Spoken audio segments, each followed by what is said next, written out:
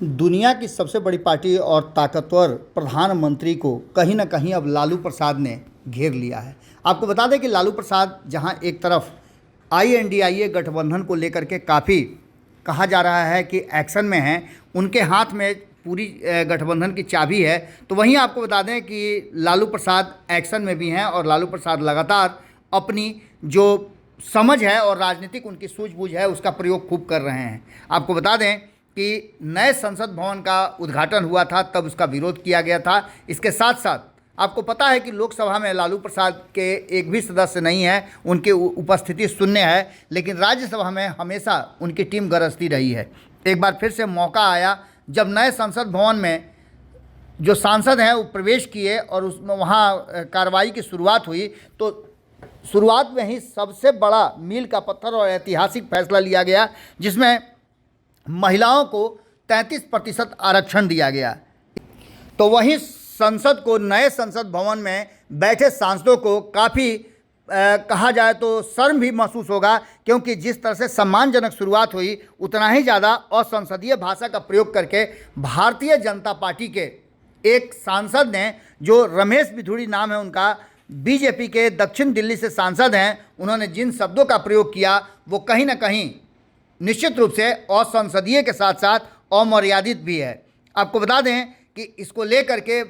लालू प्रसाद के हाथ में एक बड़ा हथियार कहीं ना कहीं दे दिया है भारतीय जनता पार्टी ने। आपको बता दें कि जिस तरह से पीछे बैठ करके, हमने आपको कई बार बताया है कि पीछे बैठ करके जिस तरह से सांसद जो भारतीय जनता पार्टी के हैं वो मुस्कुरा रहे थे, हंस रहे थे, वो देख करके भी काफ़ी दुख हुआ। आपको बता दें कि आने वाले 2024 के चुनाव को लेकर के सरगर्मी बढ़ी हुई है और इस देश में दो धाराएं चल पड़ी हैं, एक जो अपने आप को सेकुलर बता रही है और दूसरा भारतीय जनता पार्टी को कटघरे में खड़ा किया जा रहा है। आपको बता दें कि इस बात को लेकर के अब जनता दल यूनाइटेड जो लंबे समय से BJP के साथ रहा है, वो भी भारतीय जनता पार्टी पर अब तंज कस रहा है। जिस तरह की तस्वीरें सामने आई है, ये वीडियो हम आपको उसी रूप में दिखा रहे हैं, लेकिन हम इसकी भाषा को नहीं सुना सकते हैं। आप देख करके समझ सकते हैं कि कितनी बार इस तरह के शब्दों का प्रयोग किया गया जो असंसदीय और कहीं ना कहीं शर्मसार करने वाली है। इन सारी बातों को लेकर के लालू प्रसाद ने जिस तरह से 2015 में भारतीय जनता पार्टी के एक शीर्ष नेतृत्व कहा जाए तो RSS के प्रमुख मोहन भागवत के एक बयान को पकड़ लिया था और वो भारतीय जनता पार्टी के लिए 2015 में हार का कारण बना था, उससे भी बड़ा हथियार लालू प्रसाद के हाथ में मिल गया है। लालू प्रसाद इस तरह के हथियारों का इस्तेमाल करने में माहिर माने जाते हैं और ख़ास करके रमेश बिधूड़ी की बात की जाए तो उन्होंने भारतीय जनता पार्टी को शर्मसार करने के साथ साथ लालू प्रसाद के हाथ में 2024 से पहले एक बड़ा हथियार दे दिया है, जिससे साफ लग रहा है कि देश की जो आबादी है, खास करके अल्पसंख्यक समाज है, वो एकजुट होगा। इसके साथ साथ और कई जो छोटे छोटे सामाजिक जातियां हैं, उन सभी को इस बात से कहीं ना कहीं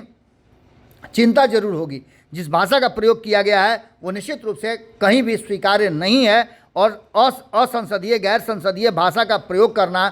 किसी व्यक्ति को, किसी सांसद को उग्रवादी और अन्य चीज़ें बताना, जितनी बार आप इस तस्वीर को देखेंगे उन तस्वीरों में हमने वो आवाज़ म्यूट कर दिया है, लेकिन आपको बता दें कि काफ़ी अशोभनीय और असंसदीय भाषा जिसे हम आप तक नहीं सुना सकते। लेकिन इतना तो तय मान के चलिए कि लालू प्रसाद के हाथ में बैठे बिठाए भारतीय जनता पार्टी ने एक हथियार दे दिया है जो कहीं ना कहीं भारतीय जनता पार्टी को